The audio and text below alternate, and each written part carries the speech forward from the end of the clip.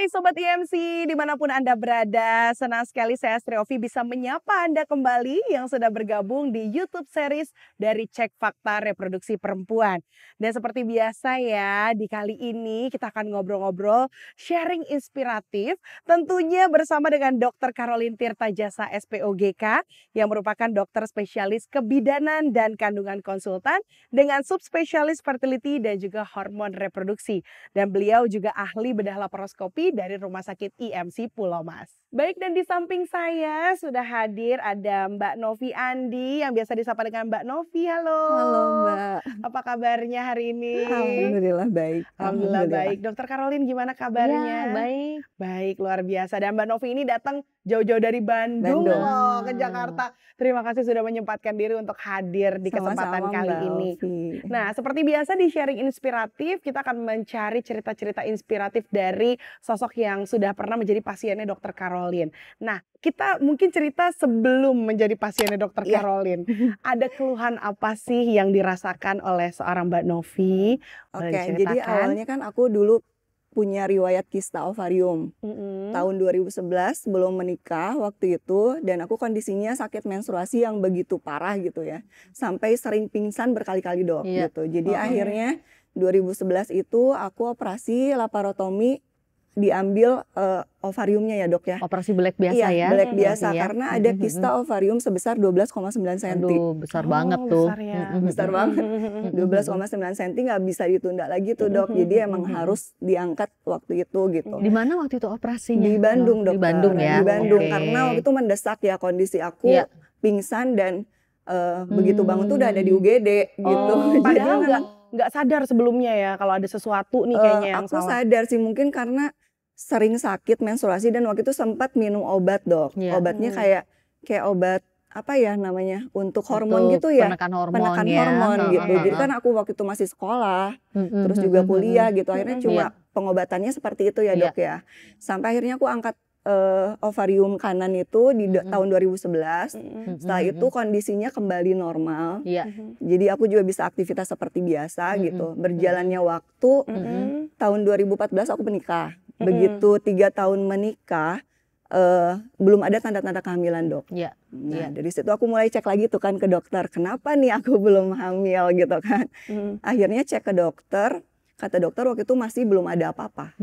Kondisinya aku masih normal gitu kan. Akhirnya ya udah masih santai-santai, masih ya honeymoon kan sama suami gitu kan.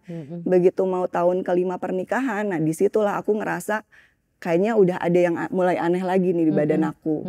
Sakit menstruasi yang dulu tuh kayak balik lagi, muncul lagi, tapi dia bertahap gitu kan. Bertahap sampai akhirnya ke klimaksnya gitu dok. Terus aku tahun ke-5 karena belum juga kunjung hamil, aku sama suami tuh komitmen untuk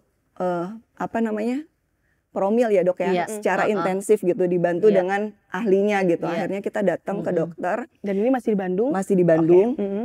Aku cek itu 2019 ya. Begitu cek tuh kata dokter aku adenomiosis.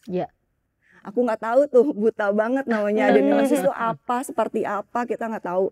Akhirnya di hari itu aku sampai datengin 3 dokter. Di hari yang sama? Di hari yang sama. Karena aku kayak, apa nih gitu kan, aku nggak ngerti gitu. Akhirnya aku untuk memantapkan diagnosa dokter yang pertama, aku sampai datang ke dokter yang ketiga hari itu. Gitu.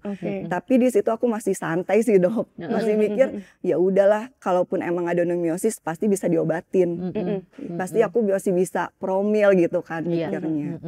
Gitu, itu 2019. Aku berjalan promil sampai 2021 memutuskan untuk bayi tabung. Baik. Di Bandung. Di Bandung juga. Iya. Pokoknya aku waktu itu mantep banget dan semangat banget dok. Pastinya ya. Dengan harapan besar gitu. Begitu datang ke dokter, akhirnya aku harus cek AMH. AMH aku waktu itu kalau kata dokter sih, ya udah Nov, kalau misalnya AMH-nya minimal 1,2, oke aku bantu untuk IVF. Tapi begitu dibuka hasilnya cuma 0,22 gitu. Pokoknya kecil banget. Dan waktu itu nggak bisa lanjut untuk bayi tabung gitu.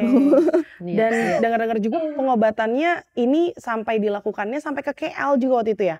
Iya, jadi setelah itu aku baru ngerasa kalau kondisi aku nggak baik-baik aja nih ternyata.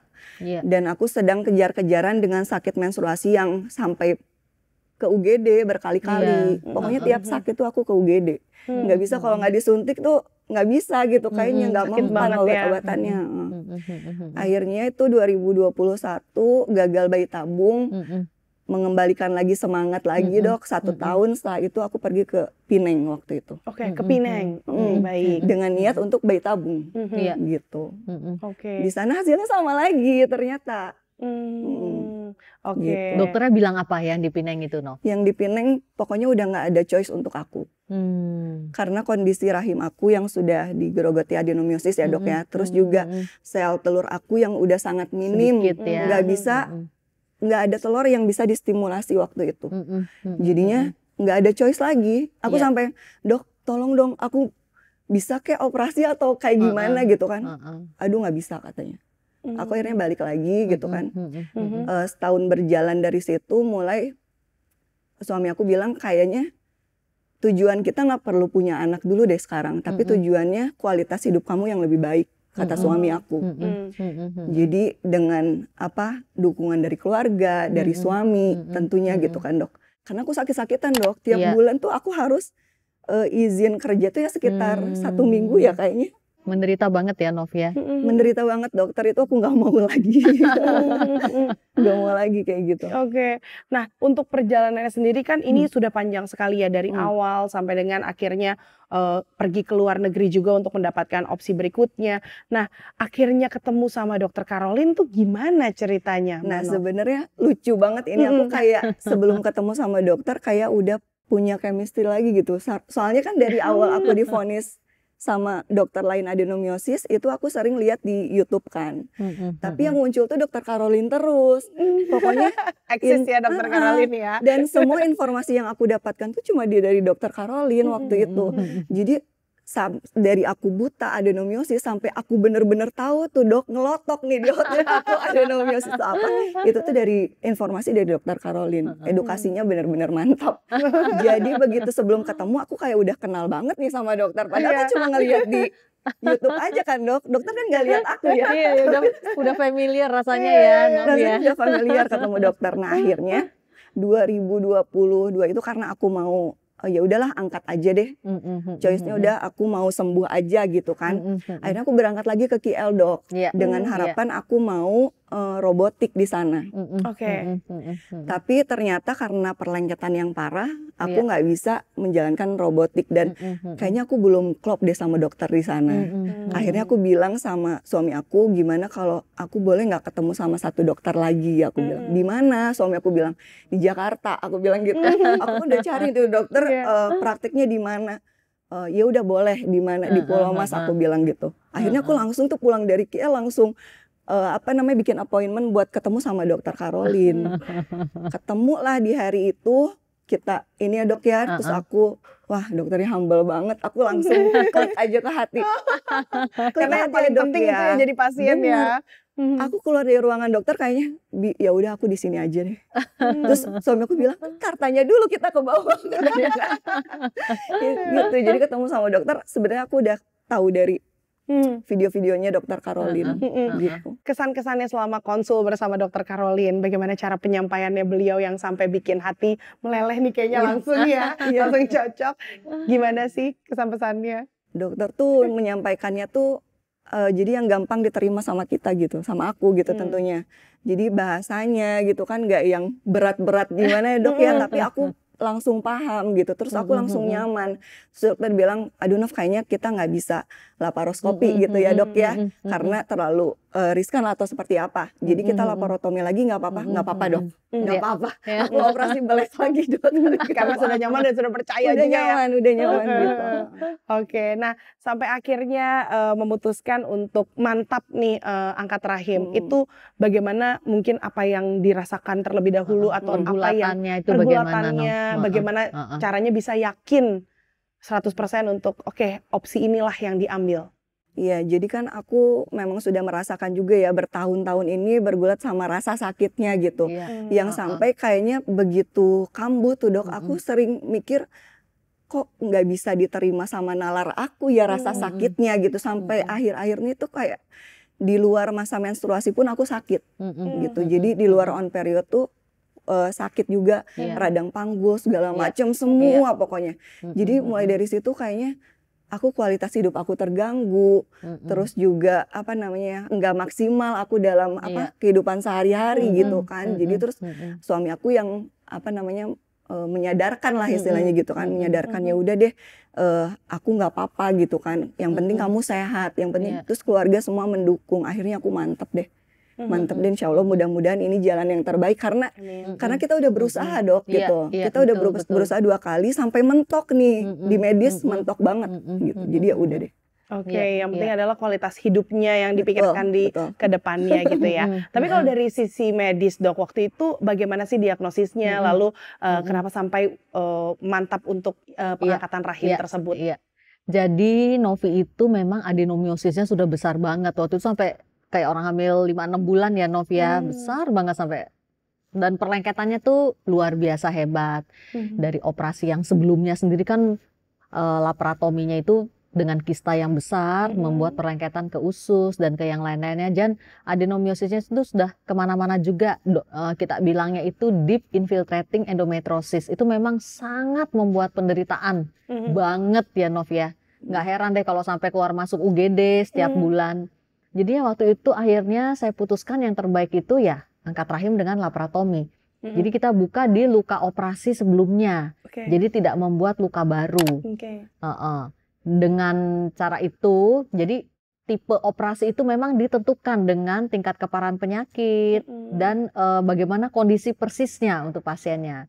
Dan kan Novi kan memang belum punya anak waktu itu, makanya saya tanya, Novi bisa nggak kalau ini, maunya apa? Biasanya keputusan itu di tangan pasien. Betul. Dokter hanya memberikan positif negatifnya, untuk masing-masing keputusan itu apa, yang penting pasiennya mengerti.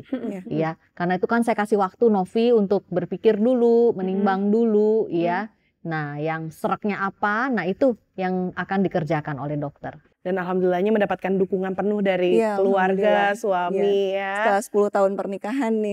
Luar biasa. Lama juga ya Nov ya. Oke, tapi yang dirasakan sebelum dan setelah melakukan operasi bersama Dokter Caroline, perbedaan yang sangat signifikan yang dirasakan apa? Dokter bisa lihat aku ya.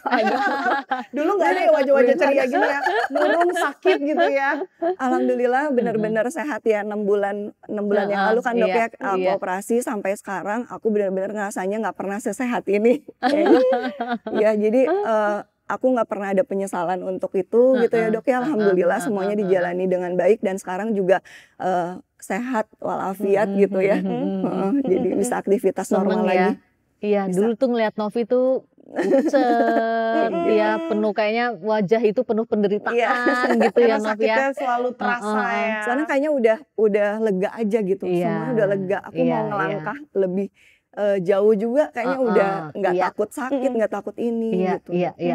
Seolah-olah bebas dari penderitaan gitu ya Nov ya. Lebih segar, ini loh jauh kelihatan loh auranya itu juga kelihatan ya Nov ya, lebih fit, lebih segar, kayaknya hidup itu lebih bersemangat gitu menjalani hidup juga. Yang penting itu sih, yang penting itu ya dok ya, sehat ya dan bahagia. Betul, iya sehat dan bahagia. Dan kalau yang aku lihat juga Mbak Novi ini makin aktif untuk sharing-sharing juga di sosial medianya ya. Iya. Itu juga apa sih salah satu mungkin hadiah dari Allah juga ya. Maksudnya aku bisa sharing juga sama teman-teman gitu. Akhirnya nggak perlu takut juga untuk menceritakan ini karena ini bukan sesuatu yang seperti apa ya dok ya gitu. Dan banyak yang terinspirasi loh dari kisahnya Novi. Coba deh Nov, silahkan coba pesan-pesan Novi untuk perempuan di luar sana yang mengalami nasib yang sama ya. Pokoknya teman-teman di luar sana, para wanita hebat di luar sana, jangan pernah takut untuk kita aware sama reproduksi kita gitu ya. Jadi jangan takut juga untuk periksa ke dokter obgyn, terus tetap semangat apapun itu kendalanya kita ya, karena sebagai wanita pasti banyak banget ya dok ya, Iya, betul. kita sangat sensitif gitu kan. Jadi tetap semangat, tetap pokoknya kita bisa melakukan apapun yang kita bisa ya memaksimalkan gitu. Iya, betul, betul. Tetap menjadi pejuang untuk diri sendiri. Betul. Sehingga bisa lebih bermanfaat untuk sekitar Betul. ya. Oke, luar biasa sekali. Ini Mbak Novi sangat menginspirasi sekali. Terima kasih banyak sudah hadir. Dokter Karolina juga terima kasih banyak sudah sharing-sharing di sini. Sukses selalu. Amin. Jangan lupa mungkin kalau mau di follow Instagramnya, boleh dikasih tahu Instagramnya biar boleh di follow ya Instagramnya Novi Andi ya, saling follow. Iya baik, terima kasih banyak sekali lagi. Dan Sobat IMC, itu dia tadi obrolan seru di sharing inspiratif kali ini. Untuk yang belum menyaksikan episode-episode sebelumnya bisa disaksikan langsung lewat YouTube dari Rumah Sakit IMC. Dan terima kasih banyak sudah menyaksikan YouTube series dari Cek Fakta Reproduksi Perempuan. Akhir kata saya Astri Ovi mengucapkan banyak terima kasih dan sampai berjumpa di episode-episode berikutnya. Bye-bye.